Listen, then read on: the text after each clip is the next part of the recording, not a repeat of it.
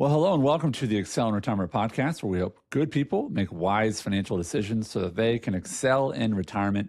Your guide is David Treece, a financial advisor who shares his expertise to help you achieve greater peace of mind about your finances today and create a clear blueprint for your future. I'm your host, Andy Traub.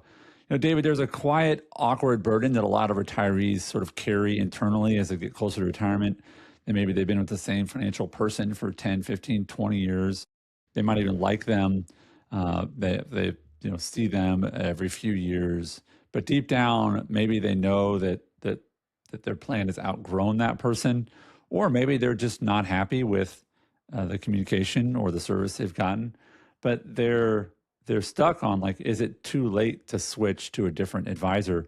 And so I'm interested to hear from your perspective on how often you get people that are later in retirement or nearing retirement that are making that switch to you for that first time. So we're going to talk about that today. If you could give me sort of a yes or no to start with, is it ever too late to switch advisors?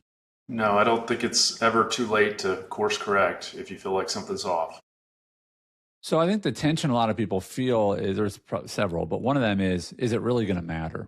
Right. So here's the big question. If people only listen to the first 3 minutes of this, is why is it important? What is the most important thing about that retirement switch, right? From I'm working to now I'm in retirement. I no longer have this, steady paycheck. Why is it important, or what role does a good advisor play in that moment that would make switching late worth it? Yeah. Well, Andy, you've been around this business for a long time, and I think you could attest that there's different advisors, and some advisors are good with helping people get started with investing, and they help people get started and they help them save money. And sometimes those advisors aren't the same ones that are good for the distribution phase. So they've been good with helping you accumulate money, but they don't specialize in helping with those distributions. And so a lot of times people come to us because they have a specific need and something comes up, something triggers them to reach out and need help, and they maybe weren't getting the help that they wanted or needed. It might be Medicare. They've got decisions around Medicare at 65 and they're needing some advice about what to do with that and the implications of their income around that. It might Yeah. be Social Security, or it could even be those required minimum distributions when you get into your 70s. And so there's these different ages that we've talked about on the show before that kind of trigger people to reach out oftentimes. But and then again, retirement can be one of those. And sometimes they're just trying to figure out what the best next step is when they're getting ready to retire. So when you talk about sort of the the specialty nature of some advisors or strengths of some advisors, um, what are the most common reasons you hear from people when they are moving to you later? Is it communication? Is it that sort of specialty? Like, hey, they got me here, but I don't think they're going to get me there. What are the most common reasons you hear for people switching later in life? Yeah, there's a lot of research out there, and articles come out pretty frequently about why people leave their financial advisor. Since this is my chosen profession, I'm always interested in learning about that so that we can avoid it. And lack of communication is always a big one. When you can't get a hold of your advisor for one reason or another, that is often a pain point for folks, or they have to wait for a long period of time to get back with folks. It's always our goal to respond to our clients either that day or by the end of the next business day is our goal with that. We typically aren't responding on the weekend, but if it's business hours and it's during the day, Right. we're doing our best. And also, we have a commitment to have enough team members where we can keep this commitment to our folks. And sometimes advisors are a victim of their own success, and they take on a lot of new clients and they don't have the infrastructure to be able to support all of those clients. And so we have a commitment to have enough team members to be able to support that, so you can speak to someone if I'm not available or schedule a call with us. But there should be some resolution coming by the end of the next business day, or at least some communication on what the next steps are. Yeah, and people have different strengths and personalities, like you said, and I know that there's people that are really good at selling. I've been around literally hundreds of advisors. And what's what's frustrating is in the financial services industry, those who sort of claim the most success are often the people that are just good at getting people to convincing people to move their money to them, but they're generally not the best at service. You Yeah. know, selling and Yeah. service are often different skill sets, and so it's finding that for sure is an issue. I wanted to ask you as well, when you're meeting with people that are nearing retirement and they're thinking, "Hey, I might want to switch to working with you." What is different about the relationship with an advisor in retirement? Is there and nearing? Is there more communication happening? Are there larger decisions to be made? Let's just say I'm meeting with you and I'm mid 40s versus I meet with you and I'm in my mid 60s. Are decisions of more consequence? I believe so. Yeah. I mean, the decision when you're in your mid 40s is, are you saving enough? And so you want to be very proactive with what you're saving and make sure that you are funding the proper accounts and so forth. But at the end of the day, I mean, I think most people in their 40s are probably going to work for another 20 years at least, typically. And so you have the benefit of a longer time horizon. But when you're in retirement, and especially if you're taking money out. But I would argue that even if you're not taking money out of your accounts, your decisions are more consequential because the object when we're helping folks is to, if it's at all possible, not run out of money in retirement because you don't want to have to go back to work or depend on family to support you or the government. And so we want to stretch your dollars as far as we can. And so that's something that at minimum we want to meet at least once a year to review everything and to make sure that your plan is on track. If we're not doing that, then we're starting to veer into the hope strategy. And I don't know about you, but I don't really think hope is a good strategy. And if you're an umpire, if the players that played the games that you're umpiring, they just showed up to the game and they never went to practice or never went to batting practice or never tried to catch a fly ball, when they got to the game, they would just be hoping that they could perform. Right. And so we don't want to depend on hope. We want to be proactive and not reactive is our goal. So one of the things I think people worry about when they think about, hey, I might switch, is they think about, oh my gosh, how awkward is this going to be? Yes. How difficult is this going to be? Not just relationally, but also from mechanical, like what do I have to do? Uh, Right. so what's your advice to someone if they are considering switching of like, hey, it's not that hard, you know? Right. Yeah, I mean, sometimes I think people have an underlying fear of, am I doing something unethical?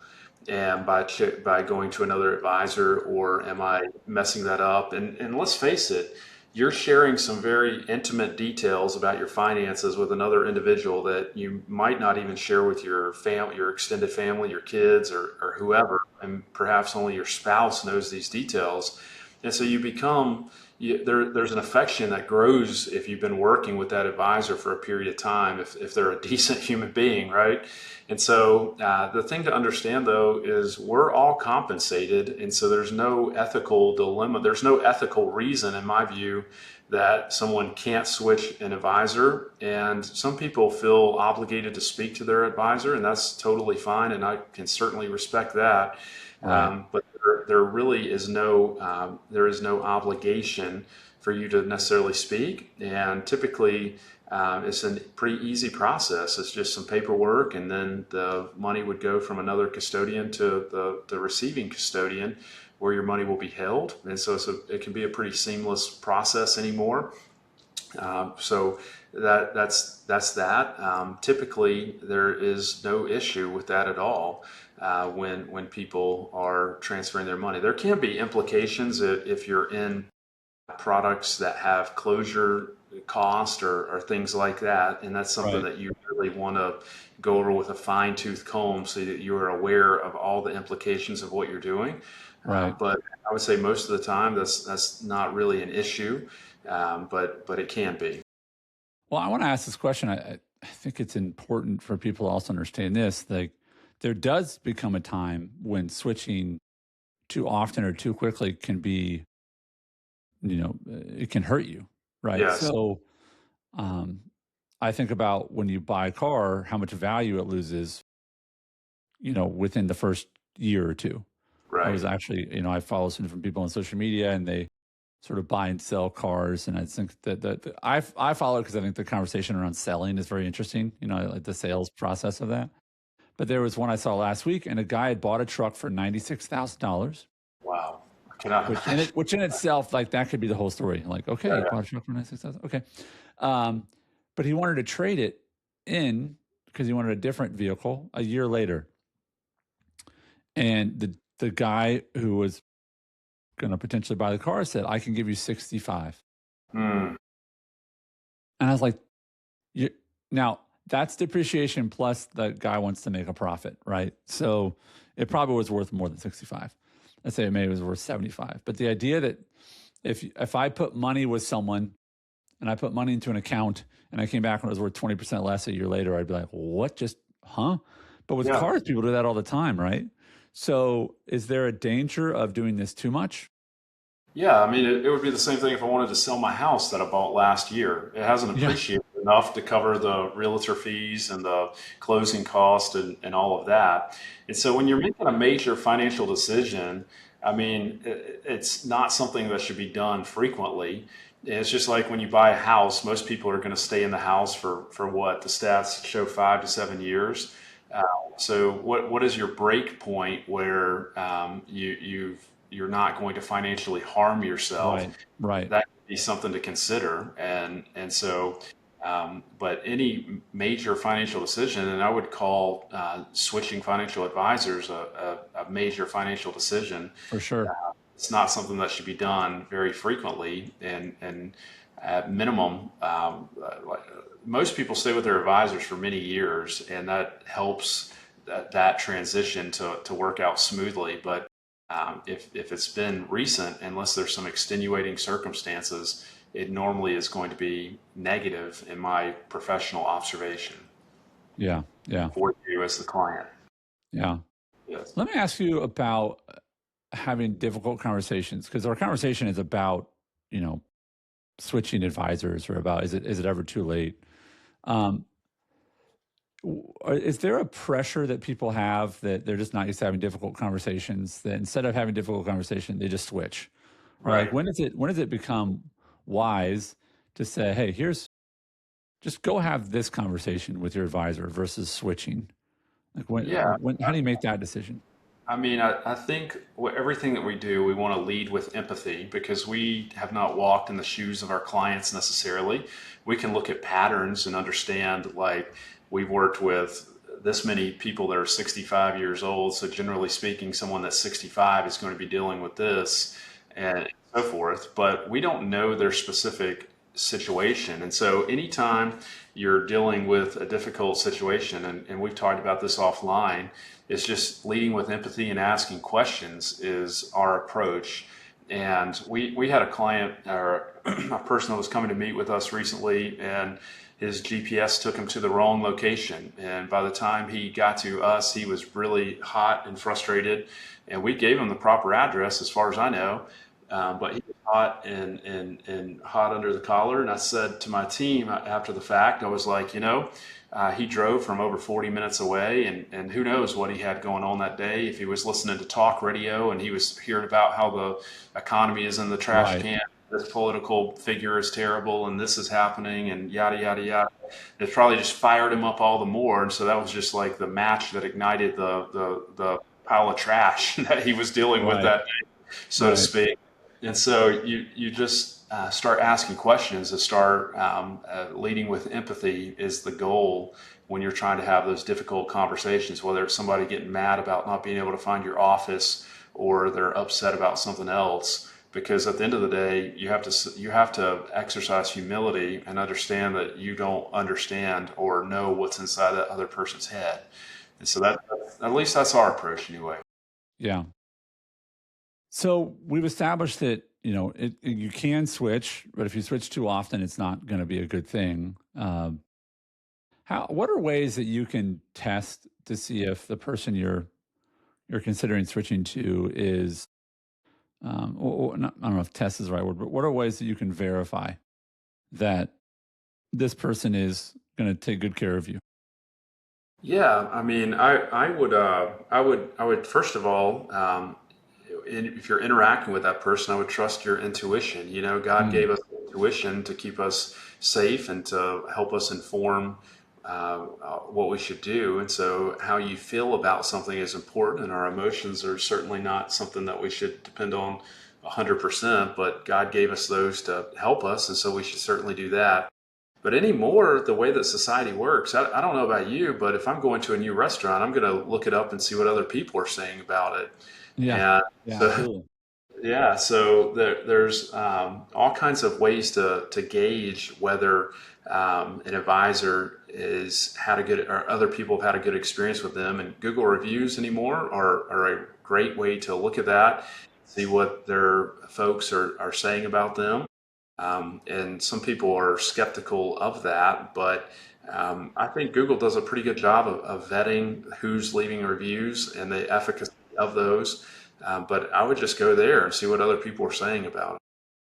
Yeah, there's a website that, and if you're listening or watching, you can just Google this. But there's a website that you can take an Amazon link for a product and drop it in the website, and it goes and it looks all the way through the reviews, and basically it's a review filtering service, and basically they're so easy to figure out which ones are bull and which ones are real. But I know that the same thing happens when I go to Google reviews, that I can go click on that person and say, has Mary left any other reviews? And if she's left 50 and they're all the same, then Mary's not Mary, right? But Right. I love that advice because it's as simple as like, you can trust someone, but trust but verify. Yeah. Ronald Trust Reagan. but verify. That's just doing your due diligence, and I think there's a lot of wisdom in that. And Yes. I want to trust the people I'm buying from, or the people I'm. But what I really trust is someone else that I already have a relationship giving me a referral, right? And So then when the other part of that, Andy, is we bought this office this month, and so the contractors are over there working on it. And so the way that you verify it is you go by and look at it and to see if the work is actually being done. And so the other way with that is you allow time to transpire, and you see what is happening with your accounts, and you see how that team is reaching out to you, and the correspondence there. Our folks will never lack for communication from us. I think that's part of the point of what we're doing here today in our newsletter and so right, forth right. is you will know what's going on with us, and there won't be long periods of silence from us. We don't want to be annoying and be overly communicative, but we certainly want to stay in front of our folks and help you understand our thoughts on what's going on in current events and the markets and so forth. Yeah, I like that idea of, if you're going to switch, asking the question, what level of communication can I expect moving forward? Right. I was reading this book. I've read it 20 years ago, maybe 23, 24, and this couple had just gotten married, and like 6 months in their marriage, the husband walks into the kitchen one day and he's got a suitcase with him, and I she's know. like, the wife's like, "What are you doing?" He's like, "I'm going on a trip." It's like, "Well, oh, you didn't tell me." He's like, "Oh yeah, I'm just going on a trip for the weekend." Da da da da. And she was like, "Wait a minute, that sounds like a vacation." He's like, "Yeah, I'm going on a trip." And she's like, "Are you going to take me with you?" And he's like, "No, like my mom and dad always took like small separate trips just to get away for the weekend or whatever, and it was totally normal to him." And she's like, "Okay, cool for your mom and dad, but like we're not doing that. Like we're not doing the solo trips." And now Yeah. maybe solo trips aren't a bad idea. Maybe it's okay to do that. But the point is, the expectation was, you go on a trip, I'm coming with you, right? Right. Right. I go on a trip, you're coming with me, right? And so it's about expectations. It's about, what is the expectation of communication with your new advisor? And if they're like, "Oh yeah, like you won't hear from us unless there's a problem." Okay, well that's an expectation, right? Or, man, no, you'll hear from me every single week and I'll share something about my life and something about the market. And you call us, we're going to be in touch within 24 hours. Da, da, da. That's an expectation, right? Uh, it's all about understanding those expectations. And so, what do you think is a fair expectation for someone? And what do you think is an unfair expectation if someone's going to switch advisors? Well, I mean, an unfair expectation is calling your advisor on Friday afternoon at 3 o'clock when they're trying to get out the door for the weekend and complete their to-do list. That can be a challenge, but we try to accommodate that if it comes up. Some unfair expectations is sometimes like it takes time, and we always advise our folks that we like to have year bookends, and so we're not actively trading people's accounts. Typically, we're not going in and out of investments in a short period of time. We want to have it for at least a year, because a year is like how everything in our world works. You have a school year, you have a year, you can accomplish things in a year, and that's how we set things up. And so we want to give things a year to see the efficacy of them. And so if the expectation is we're going to do this one month and then we're going to do that the next month, and back and forth, that's just not the way that we're set up. I know there are Absolutely. advisors out there that do that, and that's what they like to do, and we could talk about the merits of that later. But that's one expectation, because there's not going to be a lot of changes. That's not to say that we're never going to change. If something crazy happens, or some wild nut in another country starts bombing some other country or us, or whoever, it could call for some change, and we'll communicate that with you. The other thing is we typically, unless something we feel like it can only be an upside for our folks, we're going to communicate with you beforehand before we do anything in your accounts and so forth. But that's another thing. There's really not, we often communicate with some clients on a quarterly basis, like directly to them, Right. but there's typically, even in a quarter basis, not a whole lot to think about or to Right. talk about.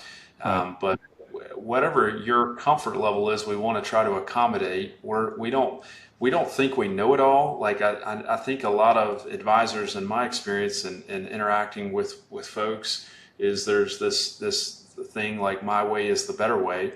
That's not our approach, and I don't think that's a way to live with humility.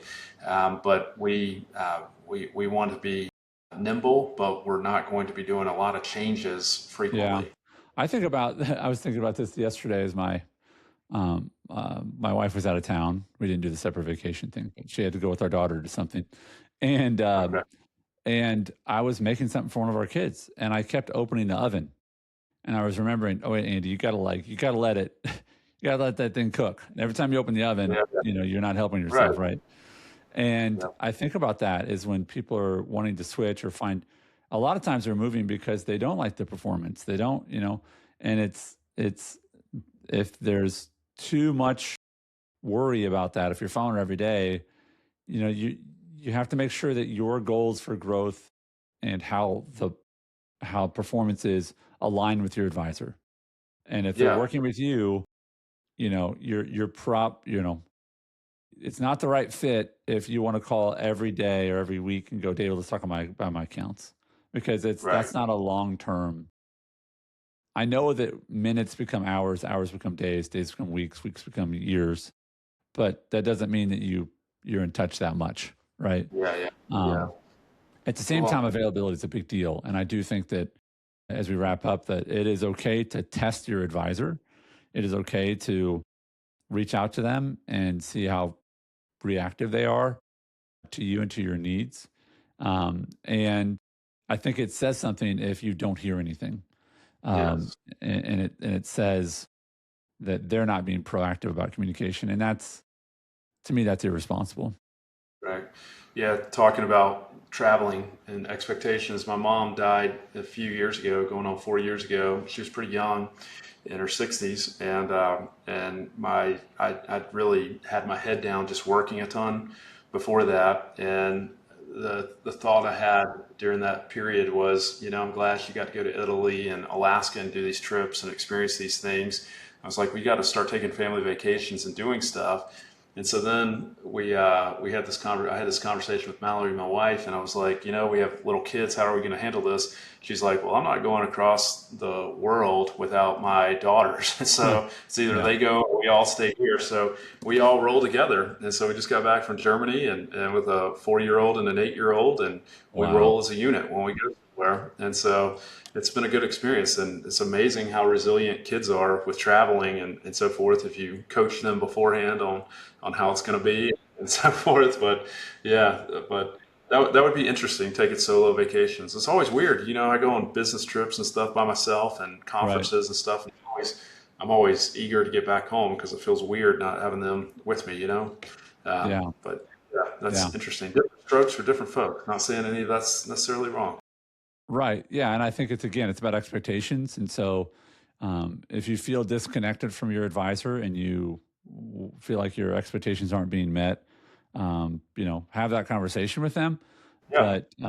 But ultimately understand that it's not too late to switch. If you feel like you have different needs at that time, I was looking at your Google reviews in preparation for this, and one of the reviews talks about just sort of the responsiveness, or one was specifically saying, "Hey, I was nearing retirement and I switched to working with David." So I would encourage you, just type in clients Excel and Google reviews, and it'll be the first thing that comes up, and it's reviews. I think there's something like 30 of them, and you can just read through those. And I think that's an example of learning about an advisor. And obviously, if you feel like you would like to work with David, he's taking on new clients, and so you can use the results when you do that search and reach out to David and his team, and he would love to meet with you and not just meet but exceed your expectations. So, as always, David, thanks for your time. I appreciate you. Yeah, that'd be great. We probably could do a whole episode on expectations and how to navigate expectations. That's a big topic. Thanks, Andy. Thanks.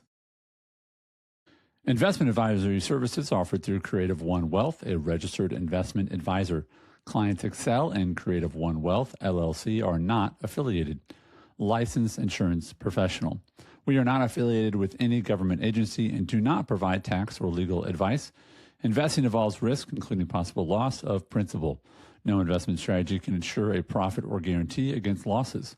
Insurance product guarantees are backed by the financial strength and claims paying ability of the issuing company.